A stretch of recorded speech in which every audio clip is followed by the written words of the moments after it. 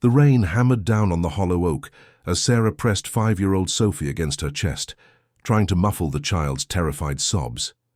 Through the jagged opening in the ancient tree trunk, she could see flashlight beams cutting through the darkness. Searchers, maybe police, maybe worse. Her eldest daughter Madison squeezed her hand so hard it hurt, while Caleb stood frozen at the entrance, his thin body the only barrier between their makeshift shelter and whatever was coming.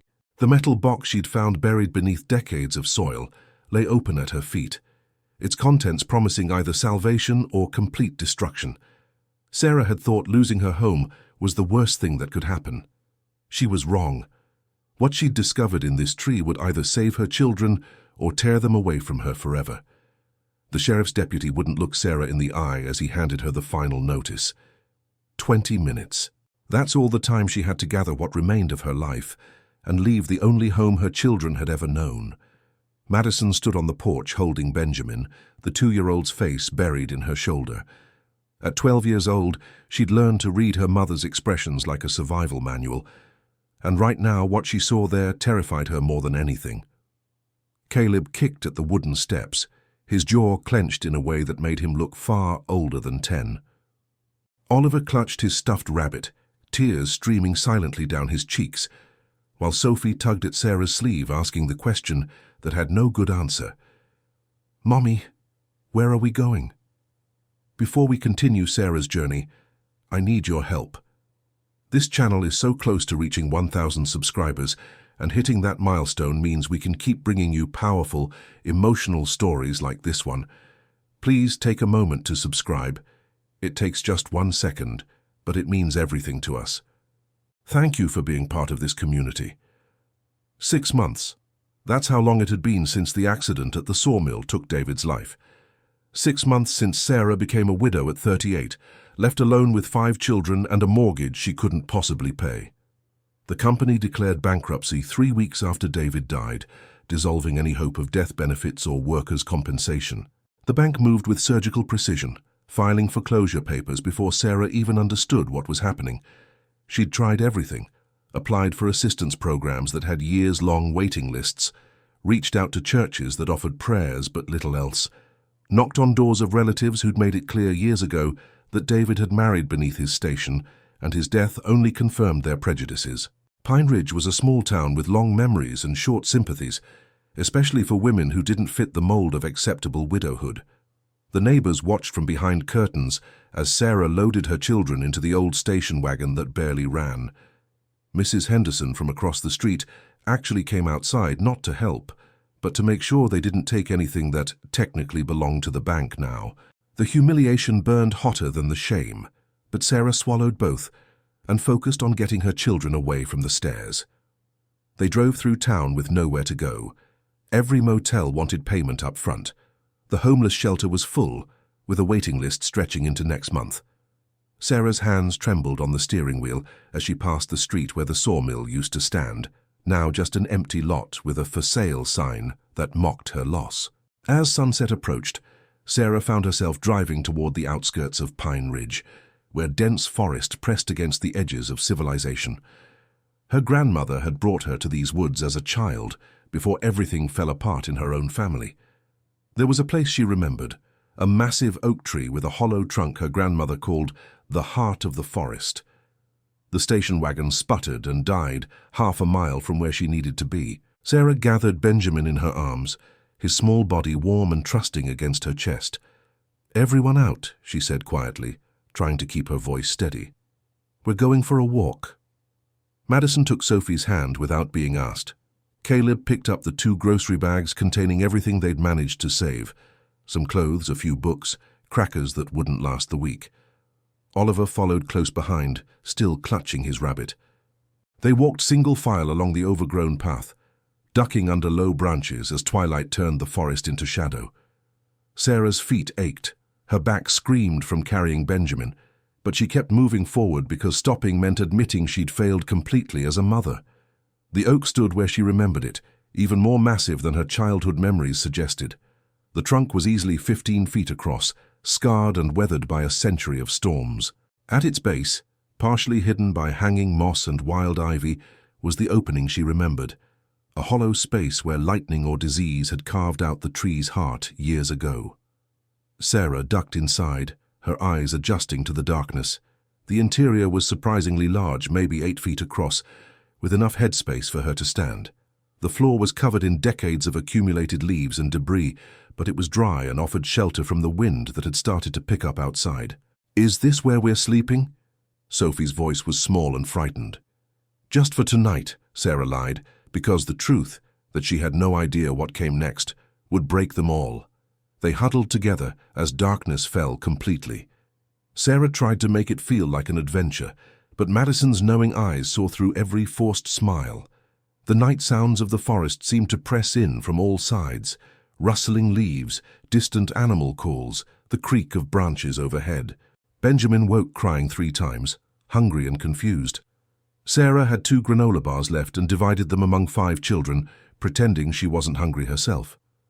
Caleb took his portion and immediately split it with Oliver, who'd given half of his to Sophie. The quiet generosity of her children nearly undid her completely.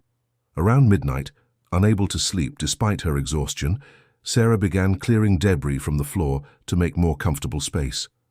Her hand struck something solid beneath the layers of dead leaves, not wood or stone, but metal. She dug carefully, not wanting to wake the children, and pulled free a rectangular box about the size of a shoebox, its surface covered in rust and dirt. The lock had corroded away decades ago.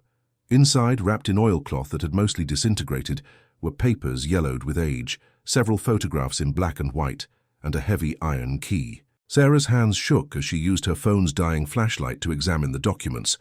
Property deeds, a handwritten letter, a last will and testament dated 1934, and at the bottom of every document, signed in careful script, was a name that made her blood run cold. Samuel Whitman, her maiden name, her grandfather's name. But what Sarah couldn't possibly imagine was that discovering these papers would be the easy part. What they revealed, and what powerful people would do to keep those revelations buried, would test every ounce of strength she had left. The first week inside the oak was survival in its rawest form. Sarah learned to distinguish between the sounds that meant danger and those that were simply the forest breathing around them. She fashioned a makeshift door from fallen branches and plastic sheeting she'd scavenged from an abandoned construction site 2 miles away, creating at least the illusion of privacy and protection. Madison became her silent partner in maintaining the fiction that this was temporary. Every morning she helped organize their meager belongings, folding the same 3 outfits over and over, arranging their shoes in a neat line against the curved wall. She never complained, never cried where the younger ones could see, but Sarah caught her staring at the opening sometimes with an expression that looked like trapped desperation. Caleb appointed himself security chief, sitting watch by the entrance for hours at a time. He'd crafted a calendar from notebook paper, marking off each day with careful precision as if tracking their sentence. On the 5th day, he whispered to Sarah that he'd seen a patrol car on the access road half a mile away. They'd spent the next 3 hours in terrified silence, Benjamin's mouth covered gently by Sarah's hand to muffle his confused protests. Oliver withdrew into himself, speaking less each day. His rabbit became more tattered as he clutched it tighter, and Sarah noticed him flinching at sudden sounds that never used to bother him. The light was leaving his eyes, replaced by something that looked dangerously like resignation. Sophie asked about home constantly, her 5-year-old mind unable to process why they couldn't just go back. She'd wake crying in the night, calling for her father, and Sarah would hold her and lie about tomorrow being better. Each lie carved out a piece of Sarah's soul, but what choice did she have? The truth would destroy what little hope remained. Benjamin, mercifully, was too young to understand. He fussed when hungry, smiled when held, and treated the hollow tree like any other place.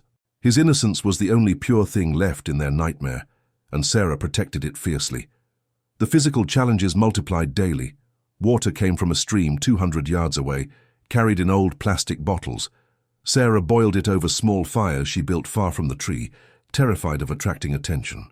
Food was whatever she could afford from the discount bins at the grocery store on the edge of town, where she paid in crumpled bills and avoided eye contact with cashiers who clearly recognized her situation. Hygiene became a cruel joke.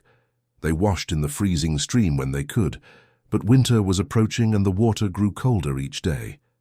Sarah watched helplessly as Sophie developed a persistent cough that echoed inside the hollow trunk like an accusation. Oliver's clothes hung looser on his thin frame.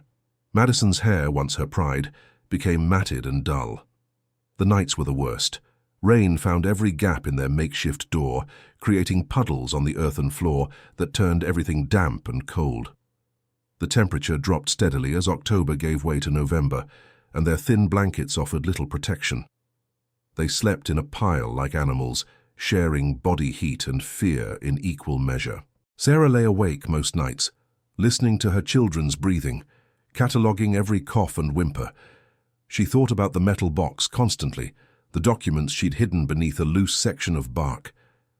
During the day, when the children were occupied with small tasks or the few books they'd salvaged, she'd study the papers with growing understanding and mounting rage. The property deeds were comprehensive, showing that her great-grandfather Samuel Whitman had owned over 300 acres of prime land in what was now Central Pine Ridge. The handwritten letter, dated March 1934, was from Samuel to his wife, explaining that a lawyer had approached him with an offer to manage the properties during the Depression, promising to protect the family's assets. But the will told a different story. Samuel had died in 1935, and according to the document, everything should have passed to his children, including Sarah's grandfather. Instead, the land had somehow transferred to a firm called Hale and Associates. The date on the transfer paperwork was 3 days after Samuel's death, before the will could be probated, before his family could contest anything. It was theft, legal, documented, methodical theft that had dispossessed her entire family nearly a century ago. The bitter irony wasn't lost on Sarah. She was homeless and hiding in the woods on land that rightfully belonged to her bloodline. On the 12th night, Sophie's cough worsened dramatically. Her small body burned with fever, and Sarah held her through the darkness, using precious water to cool her forehead and praying to a God she'd stopped believing in weeks ago. Madison sat vigil with them, her young face etched with worry that aged her beyond her years. "Mom," Madison whispered as dawn broke, "we can't keep doing this. Sophie needs a doctor." Sarah knew she was right, but taking Sophie to a hospital meant questions, reports, social services. It meant explaining why 5 children were living in a tree. It meant losing them all. "One more day," Sarah said, the lie tasting like ash. "The fever will break." But even as she said it, Caleb was coughing too, and Oliver's forehead felt warm when she checked. The tree that had seemed like shelter was becoming a tomb, and Sarah felt herself drowning in the impossible choice between her children's immediate health and their future together. She pulled out the metal box again, studying the documents in the weak morning light filtering through gaps in their door. The key at the bottom still puzzled her. Too large for a safety deposit box, the wrong shape for a house. What did it open? Where? As she turned it over in her hands, she noticed something she'd missed before. Numbers engraved on the shaft, worn almost smooth by time. 1847. Not a date. Those numbers meant something else. That afternoon, while the children napped fitfully, Sarah made a decision. She couldn't keep them in this tree much longer without risking their lives. But she also couldn't walk away from the evidence that might change everything. The documents proved her family had been robbed, that the comfortable houses and businesses of Pine Ridge sat on stolen land. She needed help. Real help. But who could she trust in a town where everyone had either ignored or judged her? Who would believe a homeless widow living in a tree with wild stories about century-old fraud? The answer came 3 days later, in the form of an elderly woman walking the forest trail with a walking stick and a canvas bag. Sarah heard her before she saw her, humming something that sounded like a hymn. She'd frozen, pulling the children deeper into the shadows of the oak, but Benjamin chose that moment to let out a delighted squeal. The humming stopped. Footsteps approached, and then a weathered face appeared at the opening, eyes widening in shock. "Dear God in heaven," the woman breathed, taking in the sight of 5 children and their mother huddled in the hollow of a tree. "What on earth has happened here?" Sarah's first instinct was to lie, to deflect, to protect what little autonomy they had left. But something in the woman's expression, horror mixed with genuine concern rather than judgment, made her voice break. "We have nowhere else to go," she whispered, and then the tears she'd been holding for weeks finally came. But what Sarah didn't know was that this chance encounter would set in motion events that would expose secrets some very powerful people had spent generations hiding. And those people would stop at nothing to keep the truth buried. The woman's name was Margaret O'Connor, and she'd spent 35 years as a social worker before retiring to the quiet hills around Pine Ridge. She didn't call the authorities. She didn't lecture Sarah about responsibility or judgment. Instead, she sat on a fallen log outside the oak tree and listened to the entire story without interruption, her lined face growing harder with each detail. "I've seen a lot of cruelty in my years," Margaret said finally, "but this town has a particular talent for it." She stood, brushing dirt from her pants. "You can't stay here. Sophie needs proper medical care, and winter's coming faster than you think. My cottage has 2 spare bedrooms and a pull-out couch. It's not much, but it's warm and dry." Sarah wanted to refuse. Accepting charity felt like admitting final defeat. But then Sophie coughed again, that wet, rattling sound that had kept Sarah awake for 3 nights straight, and pride became a luxury she couldn't afford. "Just until I figure something out," Sarah whispered. "Of course," Margaret agreed, though her eyes said she knew there was nothing to figure out, no secret solution waiting around the corner. They gathered their meager belongings, and Sarah hesitated before carefully tucking the metal box under her jacket. Something made her bring it, some instinct that these papers were important in ways she hadn't fully understood yet. Margaret's cottage sat at the end of a gravel road, surrounded by pine trees that had given the town its name. It was small but immaculate, with crocheted blankets and the smell of something baking. The children stood frozen in the doorway, as if they'd forgotten what indoor spaces felt like. "Bathroom is down the hall," Margaret said briskly. "Hot water takes a minute to kick in, but there's plenty of it. I'll make soup while you all get cleaned up." This story matters, and so does your support. We're building a community here that believes in sharing powerful truths and real human struggles. If you haven't subscribed yet, please do so now. Every subscriber helps us reach more people with stories that need to be told. Click that button and join us. Over the next 3 days, Margaret proved herself to be more than kind. She was strategic. She took Sophie to a clinic run by a doctor friend who asked no questions and accepted payment in homemade preserves. She bought clothes from thrift stores and presented them as hand-me-downs from imaginary grandchildren. She gave the children small chores that made them feel useful, rather than like charity cases. And she listened when Sarah finally showed her the documents. Margaret's reading glasses slid down her nose as she examined each paper carefully, her expression shifting from curiosity to shock to something that looked like righteous anger. "Do you understand what you have here?" she asked finally. "Evidence that my family was robbed," Sarah said. "More than that. You have proof of systematic fraud during the Depression. These kinds of schemes were common. Lawyers would approach desperate landowners, promise to protect their assets, then forge documents after they died." Margaret tapped the transfer paperwork.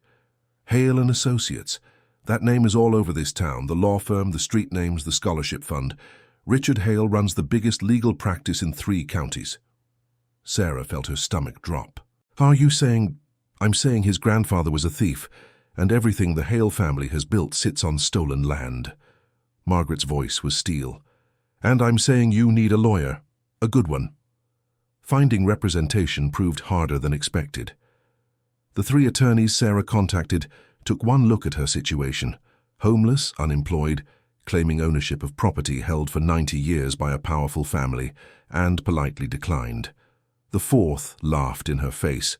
Margaret made a phone call to someone she described as idealistic to a fault. 2 days later, Daniel Brooks walked into the cottage carrying a battered briefcase and an expression of barely contained anger. At 34, Daniel looked like he'd been fighting losing battles his entire career. His suit was off the rack and slightly too large. His tie was crooked, and his eyes held the fire of someone who'd chosen the public defender's office over corporate law because he actually believed in justice. He spread the documents across Margaret's kitchen table, and studied them for nearly an hour without speaking. Sarah watched his face cycle through disbelief, fascination, and finally cold fury. "This is real," he said quietly. "I'll need to verify the signatures, authenticate the papers, but if this holds up—" He looked at Sarah with something like awe. "Do you know what this means? Half of downtown Pine Ridge is built on land that legally belongs to your family. The shopping center, the municipal building, residential neighborhoods, all of it sitting on property stolen from Samuel Whitman's heirs. Can we prove it?" Sarah's voice was barely audible. "We can try. But Sarah, you need to understand what you're up against. The Hale family won't just fight this. They'll destroy you to protect their legacy. They'll use every resource, every connection, every dirty trick in the book." "They already took my husband, my home, and nearly took my children," Sarah said, her voice hardening. "What else can they do?" Daniel's expression answered before his words did. "More than you can imagine." The investigation began with historical records at the county courthouse. Daniel discovered that the property transfer had been filed 3 days after Samuel Whitman's death, with signatures supposedly witnessed by a clerk who'd actually died 2 weeks earlier. The forgery was clumsy by modern standards, but in 1935, with no computers and overwhelmed clerks, it had slipped through unnoticed. More documents emerged from dusty archives. Letters from Samuel's widow begging for information about the land, legal notices that were never properly served, protests that were dismissed or ignored. A pattern of deliberate, systematic theft disguised as legal procedure. 3 weeks into the investigation, Sarah received her first warning. A letter arrived at Margaret's cottage, written on expensive letterhead from Hale and Associates. It offered $50,000 for any claim, real or imagined, against properties historically associated with the Whitman family. The language was polite, but the subtext was clear. Take the money and disappear. Sarah showed it to Daniel, who smiled grimly. "They're scared. They wouldn't offer money unless they knew you had a real case. What do I do? You refuse, and you prepare for them to come at you harder." The second warning came a week later, delivered in person by Richard Hale himself. He arrived at Margaret's cottage in a black luxury sedan, wearing a suit that probably cost more than Sarah's car had been worth. He was 50 years old, silver-haired and handsome, in the way of men who'd never known real struggle. "Mrs. Whitman," he said with practiced sympathy, "I'm deeply sorry for your losses. Your husband's death was tragic, and your current circumstances are unfortunate. But pursuing this legal action won't change the past. It will only make your present situation more difficult." "Are you threatening me?" Sarah asked, surprised by the steadiness in her own voice. "I'm offering clarity. Courts move slowly. Investigations are expensive, and in the meantime you have 5 children to care for. I'm prepared to increase my offer to $200,000. You could start over somewhere new, give your kids a real home. All you have to do is sign a release." "The land is worth millions," Sarah said. "You're offering me a fraction to give up what's rightfully mine."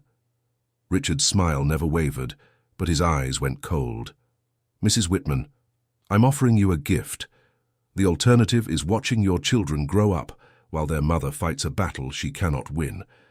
I wonder how the court will view a woman who lived in a tree with 5 minor children. How Child Protective Services might interpret that choice. Whether a judge might question your fitness as a parent." The threat hung in the air like poison. Sarah felt ice spreading through her chest, but she forced herself to meet his gaze. "Get off this property." Richard stood slowly, straightening his tie. "You're making a terrible mistake. When this is over, don't say I didn't offer you a way out." After he left, Sarah sat at the kitchen table with shaking hands. Margaret poured tea, neither of them drank. Madison stood in the doorway. She'd heard everything. "Mum," the 12-year-old said quietly, "what if he tries to take us away?" Sarah pulled her daughter close, breathing in the smell of the discount shampoo Margaret had bought, feeling the fragile bones beneath thin shoulders. "He won't. I won't let him." But even as she said it, she knew Richard Hale had found her greatest vulnerability. She could endure poverty, humiliation, even homelessness. But the threat of losing her children was a weapon that could break her completely. Daniel filed the lawsuit 3 days later, The local newspaper ran a small article on page 6. By evening, it had been picked up by regional news outlets, and by the next morning national media was calling it the Tree House Trial. A widow living in a tree discovers her family's stolen fortune. The attention was immediate and merciless. Reporters camped outside Margaret's cottage. Cameras caught Madison and Caleb walking to the school bus. Neighbors who'd ignored Sarah for months suddenly had opinions about her moral character, her fitness as a mother, her convenient discovery of century-old documents. The court date was set for January. Sarah had 2 months to prepare for a battle that would either restore her family's legacy or destroy what remained of her life. What she couldn't know was that Richard Hale had already begun assembling a legal team whose sole purpose was to ensure she lost everything. And their first target wouldn't be the property claim. It would be her children. Margaret's cottage, once quiet and tucked away, felt different after the lawsuit was filed. Reporters' cars sometimes crawled past on the gravel road, their tires crunching over loose stones like distant thunder. Sarah began keeping the curtains half closed, not out of shame, but to shield the children from the constant gaze that treated their pain like entertainment. Madison noticed the change first.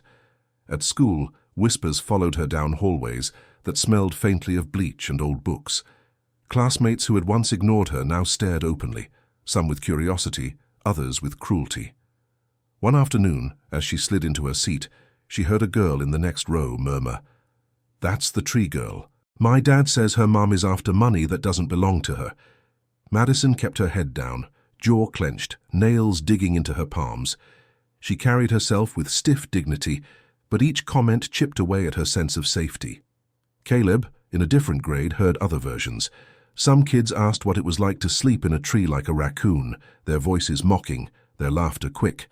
Others wanted him to repeat details they'd seen twisted on television, hungry for drama. At home, Sarah tried to pretend nothing had changed. She helped with homework at the kitchen table, stirred soup on Margaret's old stove, folded thrift store clothes that smelled faintly of detergent and dust, but she could feel the tension tightening around them day by day. The town that had already judged her as a widow now judged her as a troublemaker, a woman stirring up old ghosts and threatening the comfort of people who had never wondered whose land lay under their houses. Margaret responded in her own way, practically steadily, like someone who had walked families through storms for decades. She limited the children's exposure to television, insisting on board games and reading instead. She wrote a list of basic rights on a sheet of paper and taped it to the fridge. You have the right to be safe. You have the right to be heard. You have the right to stay together as a family. Sarah read that list every morning, taking it in like a prayer. Daniel arrived almost daily now, his briefcase heavier with each visit. He brought photocopies, court filings, and updates on the slow-moving machinery of justice. He'd found a handwriting expert who believed the 1930 signatures were forged. He'd located distant relatives of other families who'd signed similar protection agreements with Hale and Associates during the Great Depression and lost everything soon after. Each new piece added weight to their claim and danger to their position. "The pattern is clear," Daniel said one evening, spreading more documents across Margaret's table. "Your great-grandfather wasn't the only one. The Hales built an empire on land taken from desperate families during the worst years anyone could remember. They preyed on fear and poverty and wrapped it in legal language." "Will the court care about intent?" Sarah asked quietly. The children were in the next room, listening to an old radio program Margaret loved, the crackling voices just audible through the doorway. "It should," Daniel replied. "But powerful families don't roll over because someone waves old paper in front of them. They'll fight every inch. They'll argue that time has passed, that everyone relied on these titles for generations, that you're being unfair to innocent current owners." "And they'll paint me like I'm greedy," Sarah murmured. Daniel hesitated, then nodded. "Yes, they've already started doing it in the press. But this isn't just about you. It's about correcting a wrong that has poisoned this town's foundation for nearly a century." Margaret leaned forward, her grey eyes sharp. "Then we make it about truth, not money. About the right to know what was stolen and how. About justice, not revenge." The first official blow came by letter on a cold Tuesday morning. The envelope bore the seal of Child Protective Services. Sarah's hands trembled as she opened it in front of Margaret and Daniel. The letter was written in formal language, but the meaning was unmistakable. An anonymous report had been filed expressing concern about the children's recent history of unstable housing, exposure to unsafe environments, and ongoing involvement in high-conflict legal matters that may compromise their emotional well-being. An agent would be conducting a home visit and evaluation. Failure to comply could result in temporary protective measures. "They're using the tree," Sarah whispered, staring at the paragraphs that referenced the family's time in the forest. "They're turning our survival into evidence against me." Daniel's jaw tightened. "This is exactly what Richard hinted at, but we'll be ready for them. You're not alone anymore." Margaret rose immediately and began to move through the house with quiet purpose. "We'll make sure everything is in order," she said. "Not to pretend you're perfect, but to show the truth. You are a mother who did everything in her power to keep her children alive when the world abandoned you." The next 48 hours were a whirlwind. Margaret cleaned and organized until the cottage shone, not out of vanity but to remove any superficial excuse for judgment. She labeled shelves, stacked folded blankets, stocked the fridge with simple meals. Sarah went through medical records, school notes, anything that showed she'd kept up with appointments despite their crisis. The children sensed the urgency and responded in their own ways. Madison took charge of her younger siblings, guiding them gently to pick up toys, put away shoes, smooth out their beds. Caleb took down the hand-drawn calendar he'd made in the tree, folding it carefully and tucking it into his backpack, as if hiding something too sacred for official eyes. Oliver clung to his rabbit and watched his mother constantly, checking her face the way she had once checked his temperature. Sophie asked if the people coming were nice. Benjamin toddled from room to room, oblivious, scattering blocks that Madison patiently gathered up again. The CPS worker arrived 2 days later, right on time, a woman in her 40s with tired eyes and a notebook clutched against her coat. She introduced herself plainly, shook hands with Sarah and spoke gently to the children. Her tone was professional, but Sarah could feel every question weighing her, measuring not just the neatness of the room, but the atmosphere of the home, the way the kids looked at their mother. "How long did you live in the tree?" the worker asked, pen poised. "About 3 weeks," Sarah answered, her voice steady. "We had nowhere else. I kept them as warm as I could, made sure they ate every day and stayed close to town so they could still attend school. You understand that some might see that as a dangerous environment for children." "I understand that some people had houses they could have opened and didn't," Sarah replied, not angrily, but with quiet conviction. "I chose a tree over the street, over separating them, over surrendering them to a system that might scatter them in 5 different directions. I did the best I could with nothing." The worker's eyes flicked to Margaret. "And you?" "I'm the one who finally found them," Margaret said. "I worked in this field for 3.5 decades. I've seen neglect. This isn't it. This is poverty. This is a mother backed into a corner by a bank and abandoned by a town." The visit lasted 90 minutes. The worker inspected bedrooms, opened cabinets, glanced at homework sheets on the table. She watched Madison comfort Sophie when the attention became overwhelming, saw Caleb stand slightly in front of his siblings as if ready to take a hit for them. She noticed how every one of the children, even shy Oliver, instinctively moved closer to Sarah when uncertain. When the door finally closed behind her, Sarah's legs almost gave out. Margaret guided her to a chair. "Breathe," she said softly. "Whatever happens next, you did everything you could." 3 days passed with no word, each one stretching like a silent trial. Sarah woke at night imagining footsteps, car doors, voices saying her children's names.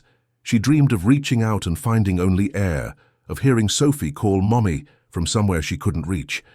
By the end of the week, the suspense felt like a second skin. The letter came on a Friday afternoon. Sarah's hand shook as she tore it open, her vision blurring for a moment before the words snapped into focus. The investigation found no immediate cause for removal. The children would remain with their mother. There would be a recommendation for continued monitoring, periodic check-ins, but no emergency action. Sarah pressed the paper to her chest and closed her eyes. Margaret let out a breath she'd been holding for days.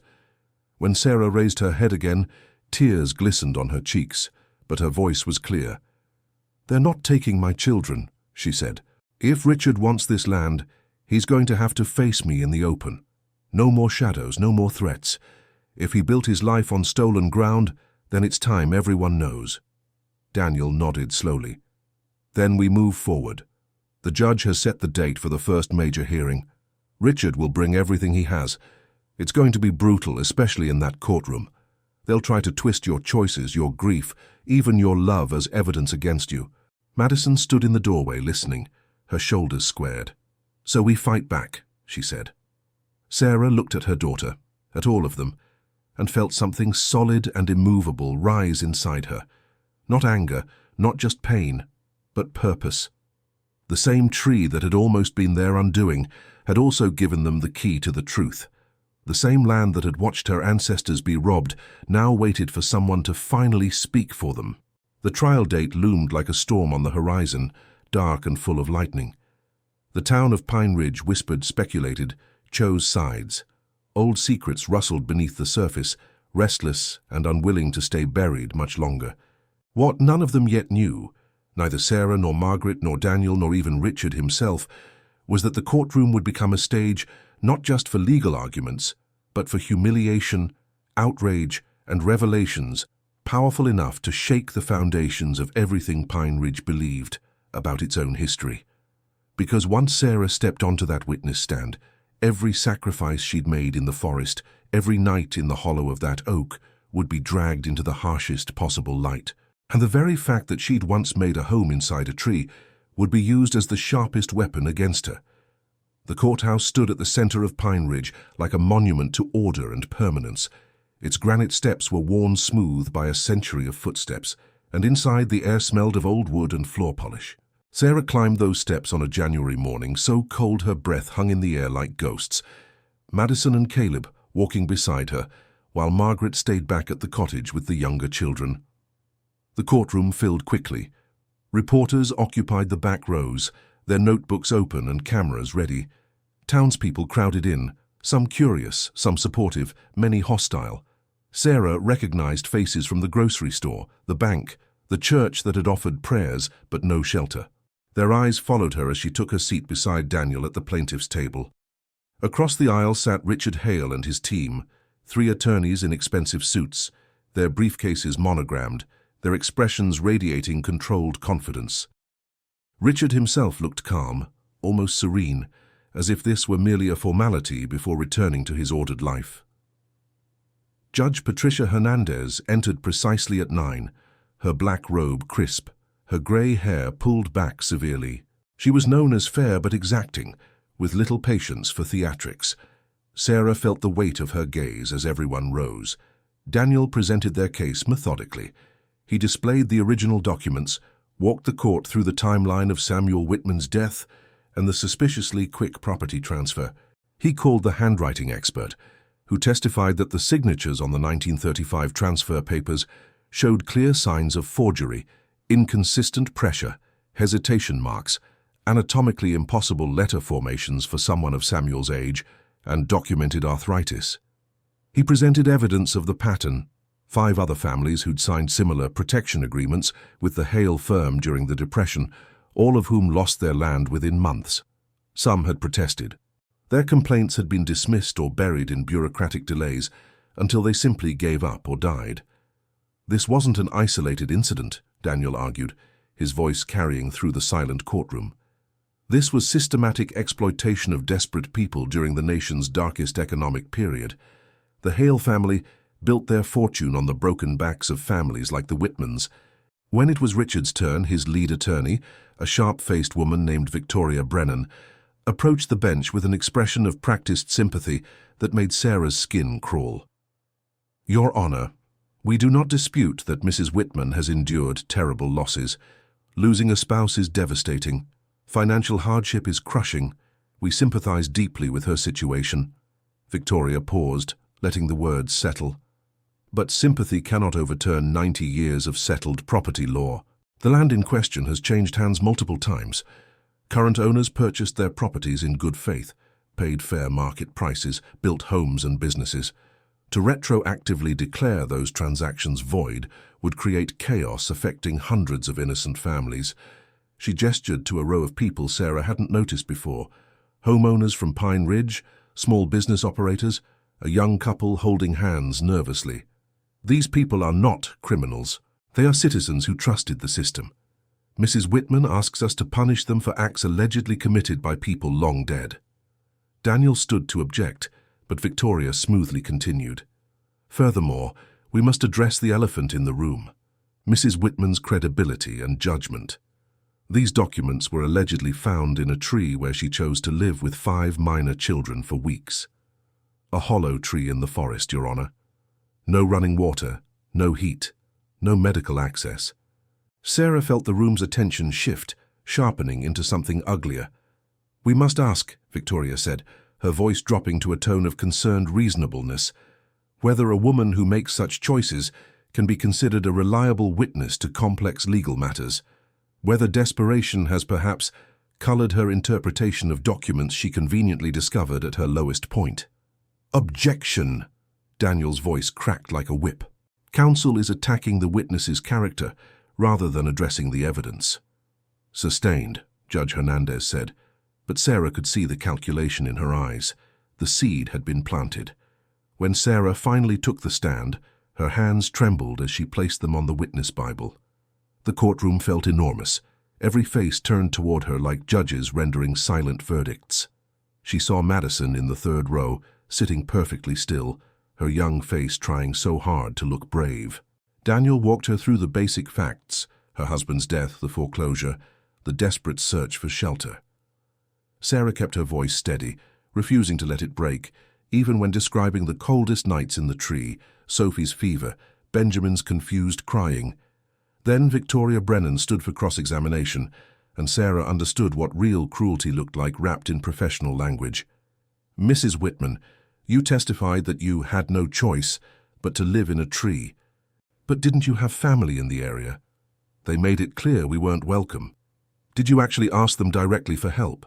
Sarah hesitated. They'd already shown... A simple yes or no, please. Did you ask? No. Victoria's expression suggested this proved something damning. You didn't ask family. Did you apply to homeless shelters? The nearest one had a months-long waiting list. Did you follow up? Contact them weekly to check your status? I was trying to keep my children fed and... So that's a no. Victoria consulted her notes. You mentioned your daughter Sophie developed a fever while living in this tree. How high did it get? Over 102. And how long before you sought medical attention? The shame rose like bile. 3 days. 3 days with a 5-year-old running a dangerous fever in unsanitary conditions. Victoria let that hang in the air. Mrs. Whitman, would you describe yourself as someone who makes good decisions under pressure? Objection, Daniel said, his voice tight. Relevance goes to credibility, Your Honor, Victoria replied smoothly. The plaintiff's entire case rests on her interpretation of 90-year-old documents allegedly found during a period of extreme psychological stress. I'll allow it, the judge said, and Sarah felt something inside her crack. The questions continued, each one designed to paint her as unstable, irrational, a woman whose desperation had manufactured a convenient fantasy. Victoria questioned her mental state, her financial literacy, her understanding of legal documents. She asked about Sarah's marriage. Had there been problems before David died, financial issues? Had David perhaps hidden the truth about their debt? That's not... He didn't... Sarah's voice finally broke, and she hated herself for it. Just answer the question, Mrs. Whitman. Was your husband honest about your financial situation? He was honest. The words came out as a whisper. Victoria pivoted to the documents themselves. These papers were buried in a tree that you claim your grandmother showed you as a child. But you have no proof she ever took you there, correct? No photographs? No witnesses still living? It was 40 years ago. How convenient that the only person who could corroborate your story is dead. Victoria's tone suggested this was deliberate rather than tragic. And this key you found, you've never discovered what it opens. Not yet. So you're asking this court to overturn a century of property law based on documents of questionable provenance found in suspicious circumstances by a woman living in a tree with 5 children she couldn't adequately protect. Objection! Daniel was on his feet, his face flushed with anger. Counsel is testifying rather than questioning. Withdrawn. Victoria smiled thinly. No further questions. Sarah left the stand feeling hollowed out, scraped raw. Every choice she'd made to survive had been twisted into evidence of failure. The courtroom buzzed with whispered conversations, and she knew what they were saying. Maybe she did make it up, maybe desperation drove her to this. The afternoon brought witnesses for the defense, historians who testified that Depression-era transactions often appeared irregular by modern standards, but were legally acceptable at the time. Property law experts who argued that the doctrine of adverse possession meant the current owners had legitimate claim regardless of the original transfer's validity. A psychologist who'd never met Sarah, but offered an expert opinion on trauma-induced confabulation. Madison sat through all of it, her hands clenched in her lap, watching her mother be systematically dismantled. During a brief recess, Sarah stood in the hallway trying to breathe while Daniel spoke in urgent, quiet tones about strategy and next steps. Richard Hale approached, his expensive shoes clicking on the marble floor. "This didn't have to happen," he said softly, for her ears only. "You could have taken the money. Started over somewhere your children wouldn't have to hear their mother called delusional in open court." Sarah met his eyes and saw something there that surprised her. Not cruelty exactly, but absolute certainty in his own righteousness. He genuinely believed his family had done nothing wrong, that time and possession had purified the original sin. "When this is over," she said quietly, "your name will be connected to theft and corruption. That's the legacy you're protecting." "When this is over," Richard replied, "you'll have nothing but legal bills and children who've watched you lose. I'm offering one final chance, 250,000. Walk away now, before the judge rules." "No." He studied her for a long moment, then nodded slightly. "Then may God have mercy on you, Mrs. Whitman, because this court will not." The session resumed. More testimony, more questions, more subtle insinuations that Sarah was either lying or deluded. By the time the judge called for adjournment, Sarah felt less like a person, and more like something that had been taken apart and poorly reassembled. Outside, reporters shouted questions. Cameras flashed. Sarah kept her head down, one hand on Madison's shoulder, as they pushed through to Margaret's car. The drive back to the cottage passed in silence. That evening, while the younger children played quietly and tried not to watch their mother's face, Sarah sat at the kitchen table staring at nothing. Daniel had warned her it would be difficult. He'd said they would attack her character, but knowing it intellectually and experiencing it were entirely different things. "Mom," Madison said softly, sitting beside her, "you didn't do anything wrong. You kept us alive." Sarah pulled her daughter close, breathing in the scent of cheap shampoo and childhood. "I know, baby, I know." But the truth was more complicated. She had kept them alive. But at what cost? The trial had exposed every desperate choice, every moment of weakness, every instance of being human under impossible circumstances. And the worst part was knowing that tomorrow the judge would return with a decision that would either validate everything they'd endured or confirm that surviving wasn't enough. The call came at 7 the next morning. Daniel's voice was tight, carefully controlled. "The judge wants to reconvene at 10. She's reached a preliminary decision." Sarah's heart stopped. Already? It's unusual. Either she's very certain, or something's happened.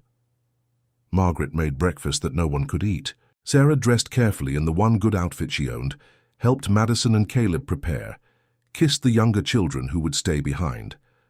Every movement felt weighted with significance, as if the air itself had thickened. As they prepared to leave, Sarah caught her reflection in Margaret's hallway mirror. She looked older than 38, worn down by grief and struggle. But her eyes, there was something in them that hadn't been there before. Not just pain, but steel. The courtroom was packed again. the crowd sensing that something significant was about to unfold. Sarah took her seat beside Daniel, her hands folded to keep them from shaking. Judge Hernandez entered, and this time her expression was unreadable. "I've reviewed the evidence, the testimony, and the applicable law," she began without preamble. "This case presents complex questions about historical injustice, current property rights, and the nature of legal responsibility across generations." Sarah felt Madison's hand slip into hers from the row behind. "However," the judge continued, and Sarah's breath caught on that single word, "certain facts have emerged that cannot be ignored or explained away by the passage of time." What happened next would change everything, but not in any way Sarah could have imagined when she first opened that metal box in the hollow of a tree. Judge Hernandez adjusted her reading glasses and looked directly at Richard Hale before continuing. The courtroom held its collective breath, the silence so complete that Sarah could hear her own heartbeat pounding in her ears. The defense argued that 90 years of settled property law cannot be overturned based on allegations of historical misconduct, the judge said, her voice measured and deliberate. Under normal circumstances, that argument would carry significant weight. The doctrine of adverse possession exists precisely to provide stability and finality to property ownership. Sarah felt Daniel tense beside her. This sounded like the beginning of defeat. "However," Judge Hernandez continued, and the word cut through the room like a blade, "this court has been presented with clear and convincing evidence of fraud, not merely procedural irregularities or Depression-era confusion, but deliberate systematic forgery intended to transfer property from grieving widows to the Hale firm." Richard Hale's expression remained neutral, but Sarah saw his attorney Victoria lean toward him, whispering urgently, "The handwriting analysis is conclusive. The witness signatures were forged by someone who had access to official documents and the authority to file them without proper scrutiny. Moreover, testimony from descendants of other affected families establishes a pattern of predatory behavior that cannot be dismissed as coincidence or historical context." The judge paused, letting her words settle over the crowded courtroom like snow. "The original transfer of Samuel Whitman's property was fraudulent. The subsequent sales and transfers, while conducted in apparent good faith by later purchasers, were built on a foundation of criminal deception. This court recognizes the hardship this creates for current property owners who had no knowledge of the original fraud. However, the law cannot allow theft, no matter how old, to be legitimized simply by the passage of time." Sarah's vision blurred with tears she refused to let fall. Madison's grip on her hand tightened painfully. "Therefore, this court finds in favor of the plaintiff, Sarah Whitman, as the rightful heir to the properties originally owned by Samuel Whitman.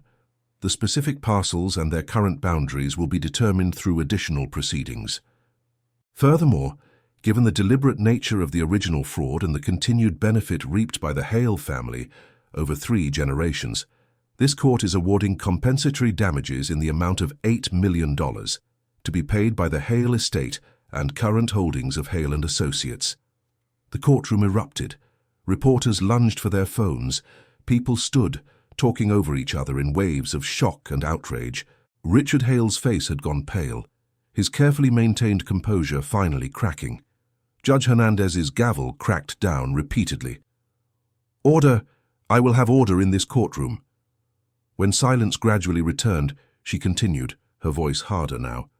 "I want to address something directly. The defense attempted to use Mrs. Whitman's period of homelessness, specifically her choice to shelter her children in a tree rather than separate them, as evidence of poor judgment and questionable credibility. I find that argument not only legally irrelevant, but morally repugnant." Sarah looked up, hardly daring to believe what she was hearing. This woman kept 5 children alive, together and safe, during a period when every institution that should have protected them failed to do so. She made choices born of love and desperation, not recklessness. The fact that she continued to fight for justice while enduring circumstances that would have broken most people speaks to extraordinary strength, not diminished capacity. Any suggestion otherwise reflects poorly on those who made it, not on Mrs. Whitman. Madison was openly crying now, her shoulders shaking with silent sobs. Caleb stood frozen in his seat, his young face struggling to process the magnitude of what was happening. The judge's gavel came down one final time. This court is adjourned. As Judge Hernandez left the bench, the courtroom dissolved into chaos. Reporters swarmed towards Sarah, shouting questions. Daniel stood quickly, creating a barrier with his body. Margaret appeared from somewhere, wrapping her arms around Madison and Caleb, guiding them toward the side exit. Richard Hale pushed through the crowd toward Sarah, his face no longer serene, but twisted with something that looked like genuine rage. "You've destroyed families," he said, his voice low and vicious. "Innocent people will lose their homes because of your greed." Sarah met his eyes, and when she spoke, her voice was steady. "No. They'll lose homes built on stolen land because your grandfather was a thief, and your family spent 90 years pretending it never happened. That's not my sin. It's yours." Security moved in then, clearing a path. Sarah let herself be guided through the courthouse hallways, past the granite and marble that suddenly seemed less permanent, less solid. Outside, the January air hit her face like a blessing, cold and clean and real. This story wouldn't exist without you, our subscribers, our community. If this journey has moved you, if Sarah's fight for justice resonates with you, then please subscribe and share this with others who need to hear that truth can triumph over power. Your support means everything. Thank you for being here. The weeks that followed were a blur of legal proceedings, media interviews, and negotiations. The $8 million judgment was only the beginning. The property determinations took months, involving surveys, title searches, and endless documentation. Some current property owners filed appeals. Others, faced with the undeniable evidence of fraud, agreed to settlements that allowed them to stay in their homes while acknowledging the original injustice. Sarah could have demanded full restitution, forcing families from houses they'd lived in for decades. The law would have supported her. Instead, she worked with Daniel to create a solution that acknowledged both the historical wrong and the present reality. Long-term leases were established, allowing current residents to remain while recognizing Whitman family ownership. Fair market rent was set, with portions going to a trust that would be established for community benefit. Richard Hale's legal empire collapsed within 6 months. The revelations about his grandfather's systematic fraud led to investigations into the firm's other historical transactions. More victims emerged, families who'd lost land, homes, and inheritances to schemes similar to what had targeted Samuel Whitman. The Hale name, once synonymous with legal authority in Pine Ridge, became associated with corruption and theft. But Sarah's victory, as comprehensive as it was, didn't erase the scars. Madison still flinched sometimes when car doors slammed too loudly. Caleb checked the locks on doors compulsively, making sure they had ways out. Oliver's nightmares persisted for months, dreams of cold and darkness and being separated from his mother. Sophie asked repeatedly if they had to give the house back, unable to fully trust that stability could last. Benjamin, young enough to forget most of it, nevertheless clung more tightly than other children his age, as if some cellular memory whispered warnings. Sarah could have bought a mansion with the settlement money, could have moved to another state, started over somewhere the stares and whispers didn't follow. Instead, after much thought and prayer to the God she'd started tentatively believing in again, she made a different choice. She purchased 100 acres of the reclaimed Whitman land, the section that included the oak tree where everything had changed. With Margaret's help and Daniel's legal guidance, she established the Roots of Hope project. The first building was a community center, offering free legal aid to families facing foreclosure or housing disputes. Daniel left the public defender's office to run it full-time, his passion finally matched with resources. They helped dozens of families in the first year alone, fighting banks and landlords and systems designed to grind down the powerless.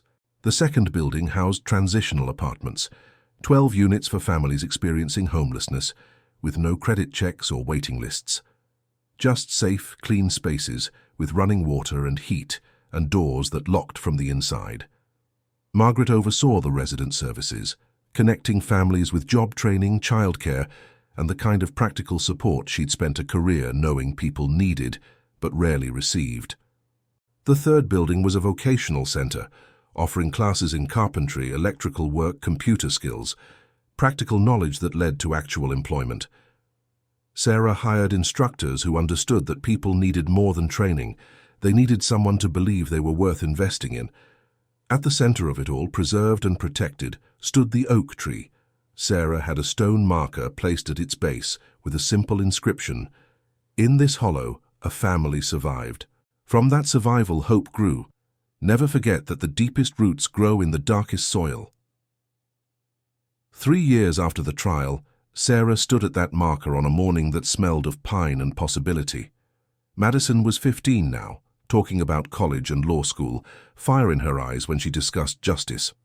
Caleb had channeled his protective instincts into volunteer work, helping younger kids at the community center learn to read. Oliver still carried his rabbit sometimes, but he smiled more, laughed easier. Sophie had started calling the oak our tree with pride rather than shame. Benjamin ran through the grounds like he owned them, which technically his family did. A young woman approached hesitantly, holding a toddler on her hip. Her clothes were worn. Her eyes carried the weight Sarah recognized instantly, the look of someone balanced on the edge with nowhere safe to fall. "Are you Sarah Whitman?" the woman asked quietly. "I am." We got evicted yesterday. My car broke down on the highway, and someone said that there might be—" She couldn't finish, tears choking off the words. Sarah took her gently by the arm, the same way Margaret had once taken hers. "There is. Come inside. Let's get you and your baby somewhere warm, and we'll figure out the rest together." As they walked toward the transitional housing building, Sarah glanced back at the oak tree, its massive trunk solid and enduring. She thought about the metal box, now displayed in the community center, as a reminder of how truth can hide for generations, but never really dies. She thought about the key they'd eventually discovered, opened a safety deposit box containing more evidence of the Hale family's crimes, documents that helped other families recover what was stolen. But mostly she thought about the choice she'd made 3 years ago in that hollow trunk, to keep fighting, when everything said to surrender, to keep her family together when separation would have been easier, to believe that justice was possible, even when the system said otherwise. The young woman with the toddler looked up at the buildings with something like hope breaking through the despair. How can you afford to do all this?" Sarah smiled, thinking of the $8 million that had seemed like salvation, but turned out to be something more like responsibility. "Someone once told me that the strongest roots grow from pain. I'm just making sure that pain leads to something that lasts." That evening, after the woman and her child were settled in an apartment with fresh sheets and a stocked kitchen, Sarah returned to Margaret's cottage for dinner. Her children gathered around the table, loud, messy, alive. They ate spaghetti and argued about homework and told jokes that weren't funny but made everyone laugh anyway. Later, after the younger ones were in bed, Madison sat with Sarah on the porch, wrapped in blankets against the cool evening air. "Do you ever wish you'd taken the money and left?" Madison asked quietly. "Started over somewhere easier?" Sarah considered the question seriously. "Sometimes," she admitted. "When the nightmares are bad, or when someone recognizes us in town and stares. But then I think about that young woman today, and the 12 other families living in those apartments, and the people Daniel helped keep their homes last month. If we'd left, none of that exists." "The tree was horrible," Madison said. "I was so scared every night." "I know, baby. I'm sorry you had to go through that. But also—" Madison paused, searching for words. "It made me understand things I wouldn't have otherwise, about who has power and who doesn't, about how systems are supposed to work and how they actually work. I'm going to be a lawyer because of what happened to us." Sarah pulled her daughter close. Then maybe the pain wasn't wasted. They sat in silence for a while, watching stars appear in the darkening sky. Somewhere in the forest, the oak tree stood sentinel over land that had been stolen and reclaimed, over a family that had been broken and remade. The Roots of Hope project would grow over the years, expanding to other locations, helping thousands of families find their footing after the world knocked them down. Sarah would never be wealthy. She'd poured too much back into the work for that. But she would be remembered not as the widow who lived in a tree, but as the woman who transformed injustice into legacy. Years later, when reporters asked Sarah what she wanted people to take from her story, she always gave the same answer. Sometimes losing everything is what it takes to discover what really matters, and sometimes the only way forward is through the places that scare us most. But you don't have to go through them alone. That's what roots are for, to hold us steady when the storms come, and to remind us that even in the darkest soil, something strong and beautiful can grow. The oak tree still stands, hollow at its center but alive, its branches reaching towards sky that no longer seems quite so far away. And at its base, families still come seeking shelter, not from weather now, but from systems that failed them. They find not just a place to stay, but a community that remembers what it means to survive with dignity intact. Because Sarah Whitman learned a truth in that desperate season of homelessness and discovery. Justice delayed is not justice denied if someone has the courage to finally speak its name. And the deepest roots, the ones that sustain us through every storm, grow not from comfort, but from the soil of shared struggle and hard-won hope.